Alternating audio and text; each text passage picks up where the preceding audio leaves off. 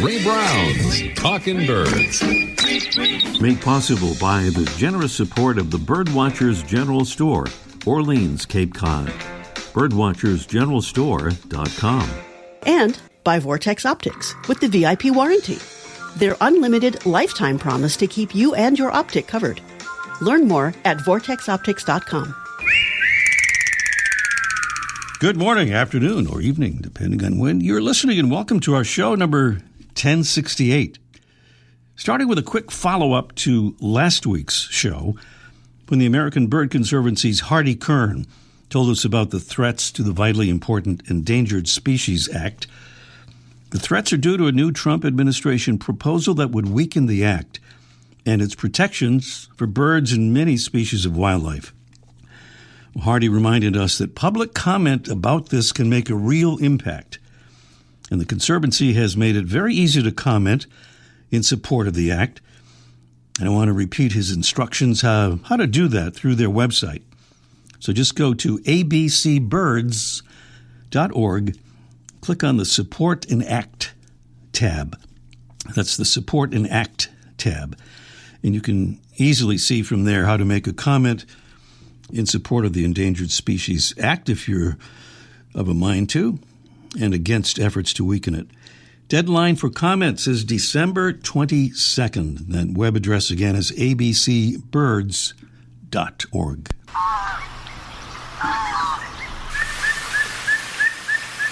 Some of the sweet sounds of our mystery bird.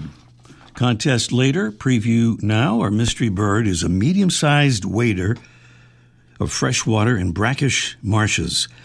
Adults have bright red feathers and black-tipped wings with underparts fading to pink. They have thin, curved bills, long pink legs, and webbed feet. Our bird is a South American species that was introduced into Florida, possibly by escapees from captivity.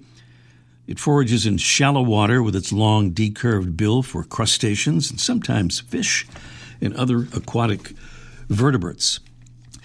That's our mystery bird, and we have beautiful prizes from Brome Bird Care. We have the Mega 600 feeder.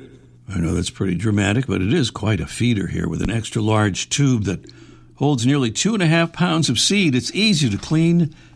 It's chew-proof and includes the broom that make that the Brome seed ventilation system to keep the seed cool and dry. Plus, we have a Birding by Ear course in the Larkwire app.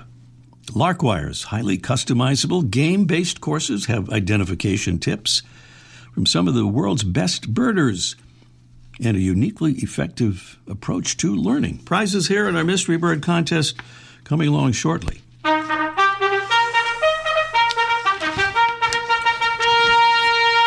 Time for a salute to more ambassadors helping us get the word out about birds and conservation. First, a question: what does a baker's dozen have to do with our Talking Birds ambassadors family?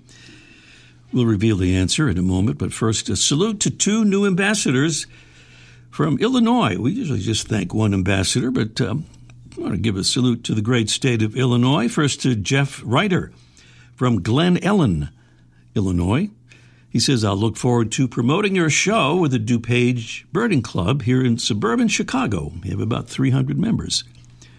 Well, thank you, Jeff, for becoming a Talking Birds ambassador. And if Jeff's name sounds familiar, it might be because he was a guest on our show last month, talking about his terrific book, The Best of Words for Birds. You can hear our chat with Jeff on our November 2nd show, 1062. And thank you to Paul Gerhardt from Rock Falls, Illinois. Paul says, I'm a local birder who helped start the Rock Falls Birding Trail, and I'm a photographer of all birds migrating through the Northwest Illinois region. Well, congrats, Paul, on getting that trail going and for becoming a Talking Birds ambassador. Meanwhile, about that baker's dozen, as we've been chattering on about over the past few weeks, we're on a big push as the year ends to try to grow our ambassadors family so that we can welcome our 1,000th member by the end of December. As of today's live broadcast on the 14th, we are short by a baker's dozen. 13, that is, short of our goal. By the way, I want to do a very quick thank you to a whole bunch of new ambassadors who are nudging us toward that goal. Thanks to Bailey, Deborah, Roberta, Matt, Andrea, Natasha, Shayla, Ellie, Lisa, Christine, Jalen, and Miriam. And so, Talking Birds listeners, we hope you'll join our ambassadors family today and help us spread the word about birds and conservation. If you sign up, we'll send you a little batch of Talking Birds cards that you can hand out to friends and neighbors, fellow birders and would-be birders at your convenience. To sign up, just visit talkingbirds.com and click on the Get Involved tab right there at the top of the homepage. That's at talkingbirds.com. No G in talking.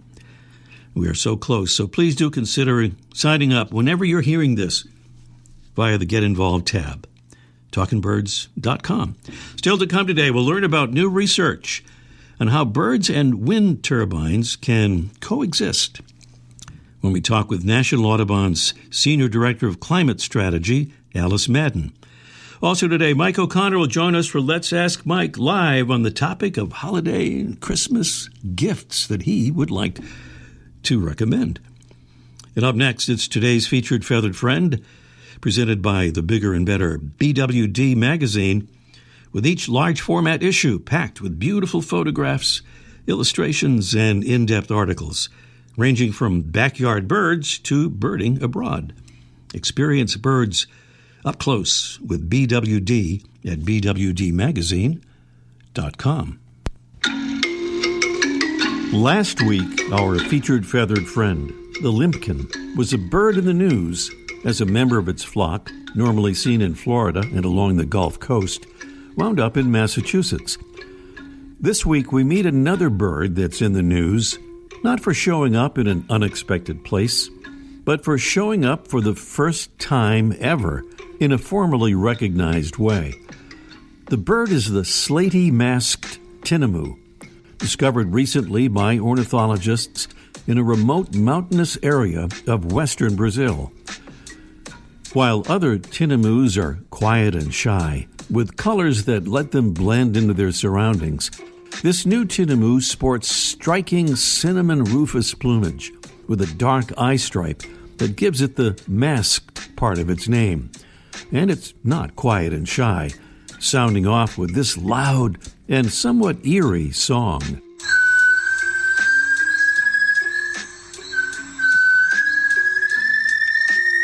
Despite the new proof of its existence, the slaty-masked tinamou is already being associated with an icon of extinction, the dodo, which was wiped out on its endemic Indian Ocean island of Mauritius in the 17th century, shortly after the arrival of Dutch settlers there.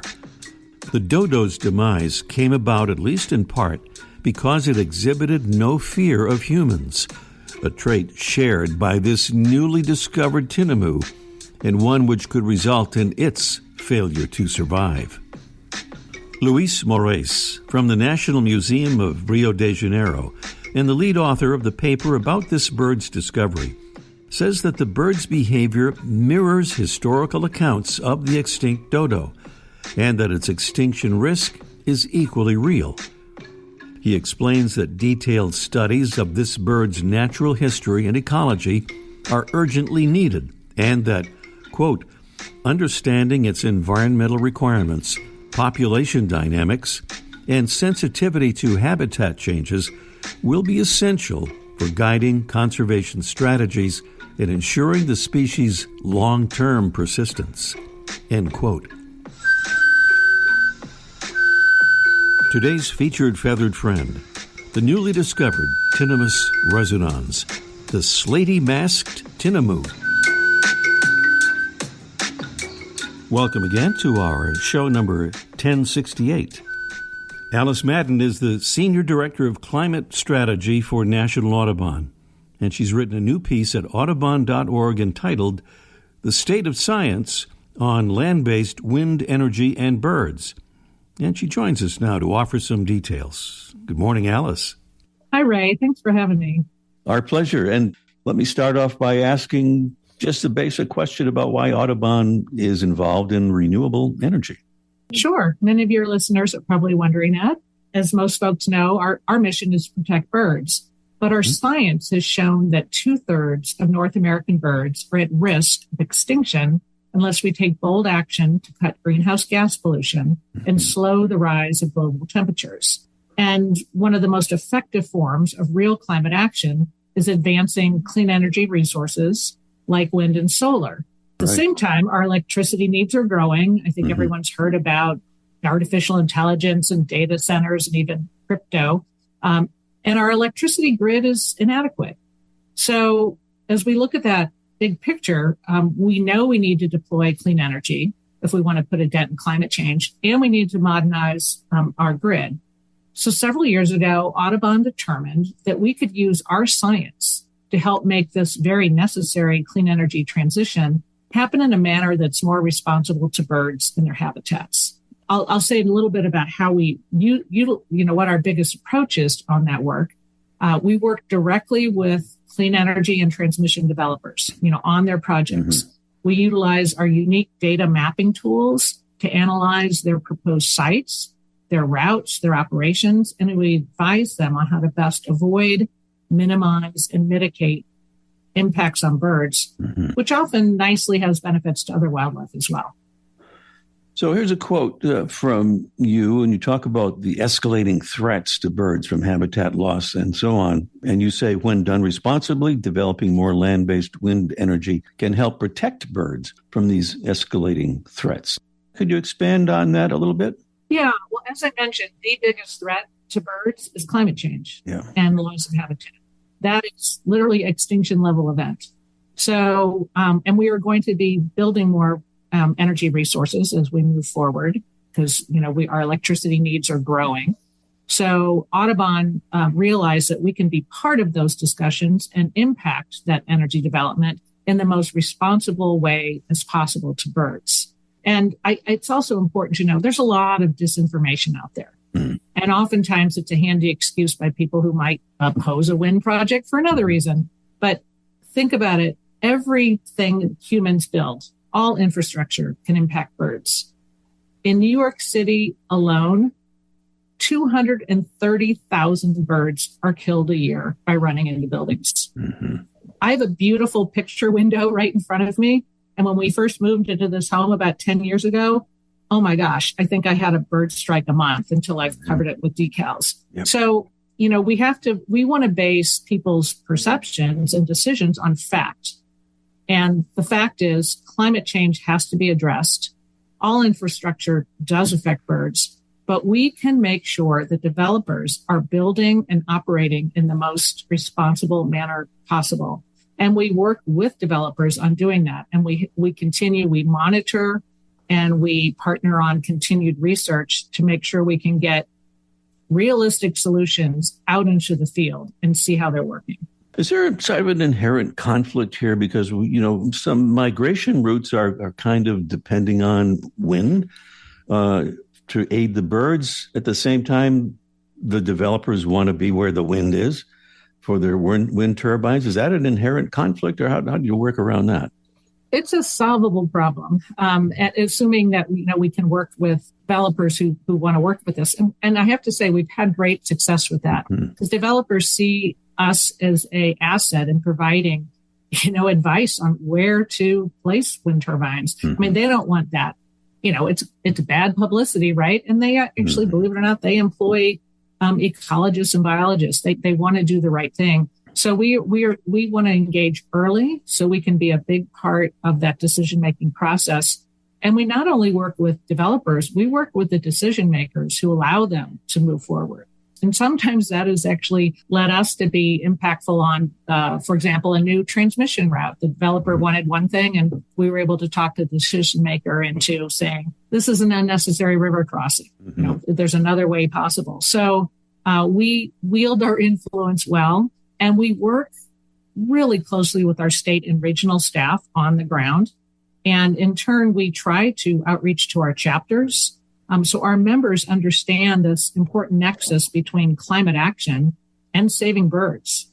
We talk about the technology involved here, and I've read things about, different speeds of the wind turbine blades, for example, maybe helping birds painting turbine blades and so on. What are some of the things that seem to be working in that regard? So that's a really good question. And I would love to direct folks to some of our research online for more detailed responses. But the blog I wrote was based on a recent Renewable Energy and Wildlife Institute study, publishing the latest science around this.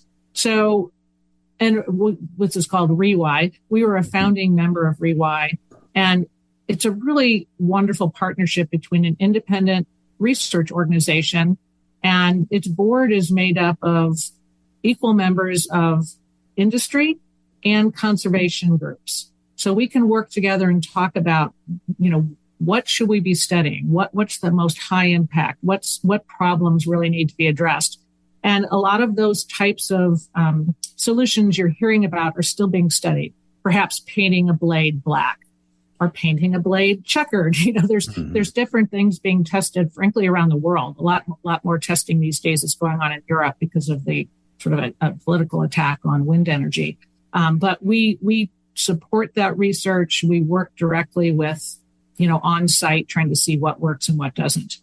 There's one really cool organization that takes high resolution photos of birds approaching wind turbines and turn off the turbine within 30 seconds. For example, if they see an eagle coming. So these are not perfect solutions, but they avoid and minimize impact.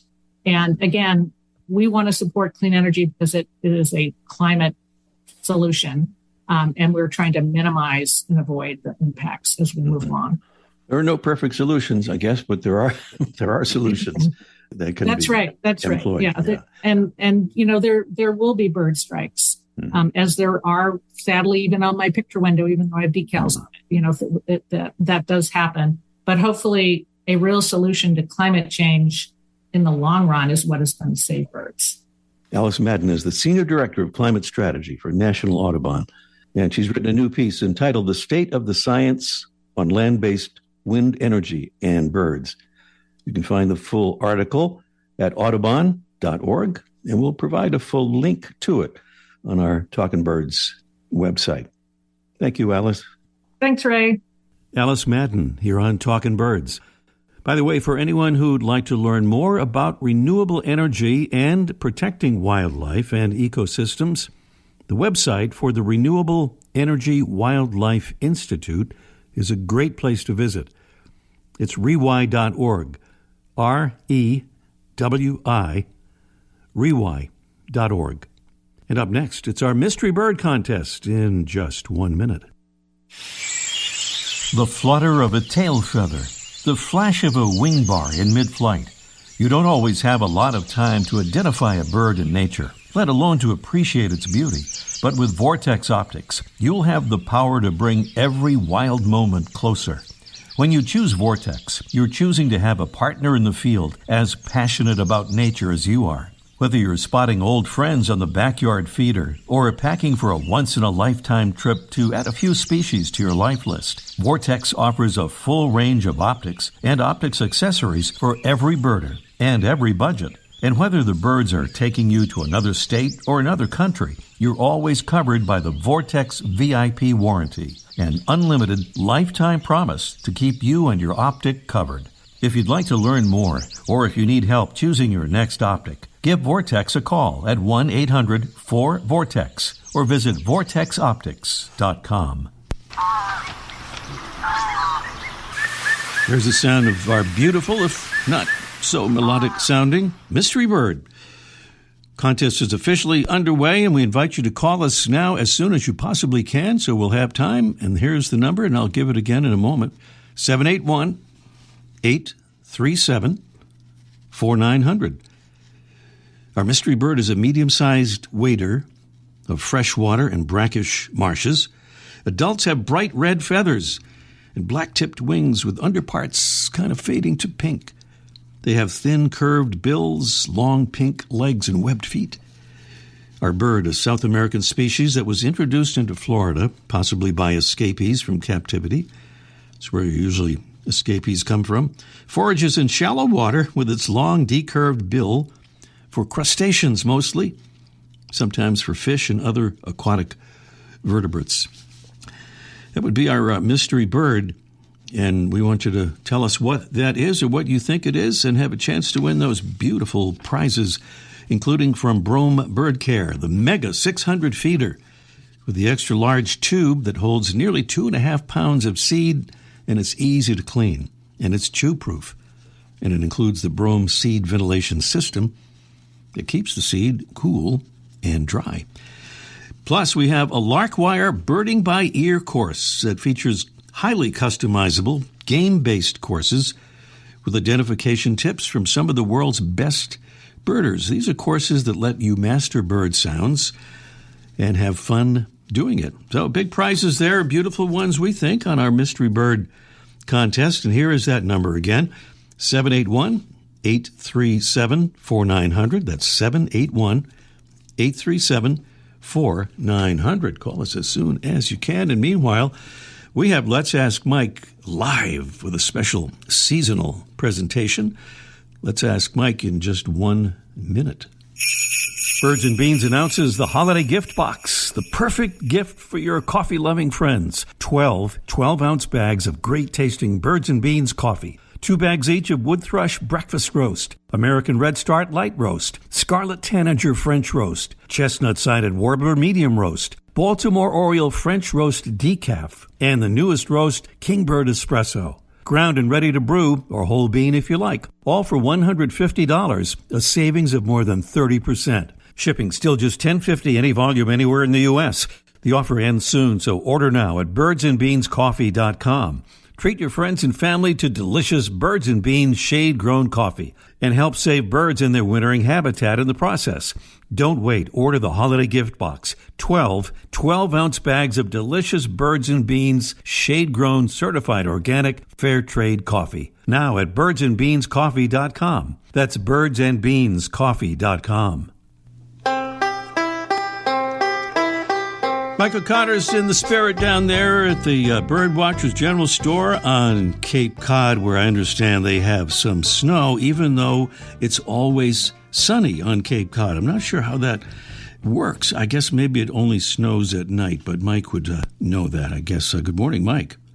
Oh, yeah, there's snow. The sun's out, but yeah, the snow is blocking it, so I know it's there. The snow is blocking the sun, but the sun is out. Yeah. I get it. That's how it works. It's always sunny, and it's not like a snow shower. That's just a whole different thing. Well, anyway, Mike, it is the holiday season, the Christmas season. People are buying gifts, or at least for some of us, beginning to think about it. And you have some suggestions. I think last year you gave us some ideas of things you didn't like. Do I remember that correctly? But you're very positive this year. I don't like. Got rid of that Scrooge thing there. You have some specific ideas for bird lovers, right? I do. And a few weeks ago you mentioned the passing of Donald Stokes. Yeah. Donald Stokes, along with his wife Lillian, have written several birding books and audio CDs back when CDs were a thing, and a whole array of things. But his first couple of books I really liked. There was a series of 3 they call Stokes' Guide to Bird Behavior, and there's a lot of books on bird behavior where they talk about all kinds of things, but they kind of generalize it. Stokes did it differently. He would do a chapter on a specific bird. So if you were interested in a hummingbird, ruby-throated hummingbird, or a bald eagle, or a barred owl, or a cardinal, or a chimney swift, he would have wrote a chapter on that and would talk about the birds, what their calls mean, what their mating behavior is, what their nest looks like, what the kids will look like, how they molt, who feeds the babies, how many eggs they have. It's really interesting. And back when I used to write a column, I would use that constantly. And people always ask me questions, and I always would use that as a source, although I didn't tell them I read it. I told back like I knew the answers to begin with. But there's really good books. Unfortunately, they're out of print.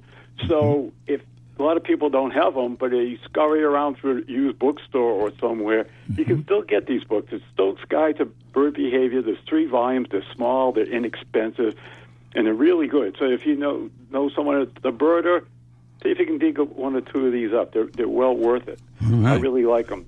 The second item I like to talk about is everybody loves these kind of smart cameras where you put them outside and they're Wi-Fi and you get a password and then you get a look smart on your feeders, phone.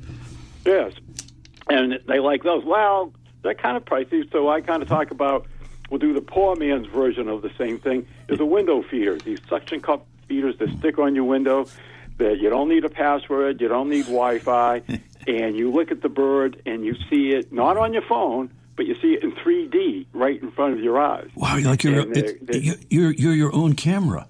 You can be your own camera. Wow. They're inexpensive, and not only you get to look at the bird close, but when I use a couple of these, they actually get the birds pay attention to the glass, so I have no collisions whatsoever on any of the windows where I have stick on the window bird feeders. So not only you get to see the birds better, you feed the birds, but you also kind of help stop some of that deadly collisions that everybody talks about. Yeah, so we don't need get that. one of those. I think the company makes aspects called the Window Cafe, which is really good and easy to fill. Oh my God! Music time. Music is playing. Yeah. Jeez. Yeah. All right. Well, that was okay. quick. Yeah, it was quick, but I got to go finish shoveling my neighbor's driveway anyway. So It's tough being down there in that snow country. I'm All trying right. to make a few bucks. I'm trying to make a few bucks for the holiday. Hey, mister, you want your driveway shoveled over here? The best $75 you ever spent right there. Yeah. All right, Mike, talk to you next week. You got it. Yeah. Bye-bye. Mike O'Connor here on the Talking Birds program, and the Mystery Bird Contest continues on here. And it's that medium-sized wader, bright red feathers and black-tipped wings. And we have Rosemary somewhere in the dairy state of Wisconsin. Do we have Rosemary? I think we do. Hello, Rosemary. Hi. Say that again. Hi, how are you? Oh, hi. I thought you said Marie. You're actually saying hi. I don't know why I thought that. But Rosemary was correct. Am I right? Yeah. Okay. I'm glad we got that squared away. So on to the mystery bird here. And you heard the clues and the sound there, Rosemary, maybe? And you'd say what about that bird? In terms of the identity, that is. Oh. Yeah. You weren't expecting that question. No, I wasn't. Oh. Did you call in for some other purpose? No, I did call in for that purpose. You did? For okay. Yeah. But you... I mean, I called in for the contest. Yes. And so, but you don't have a guess? Yes, I do. Oh, you do have a guess? Okay. Yes. And it is Rosemary, isn't it? Yes. Okay, Rosemary. What do you say the bird is? The scarlet ibis? That's right. We worked that out so beautifully.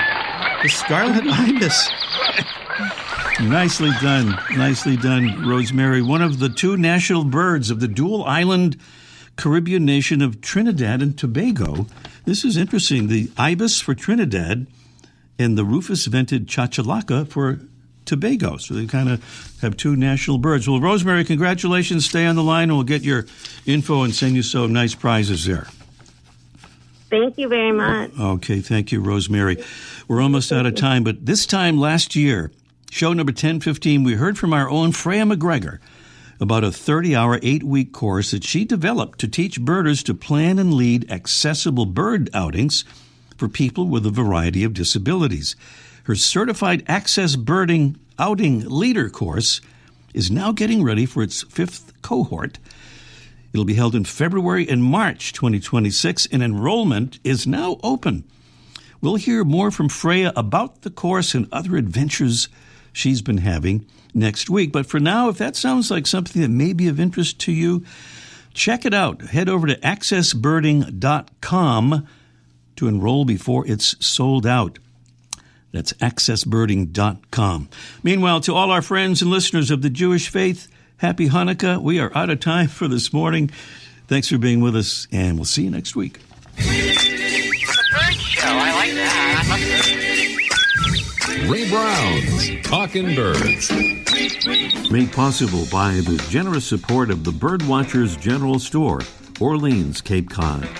Birdwatchersgeneralstore.com. And by Vortex Optics with the VIP warranty. their unlimited lifetime promise to keep you and your optic covered. Learn more at vortexoptics.com.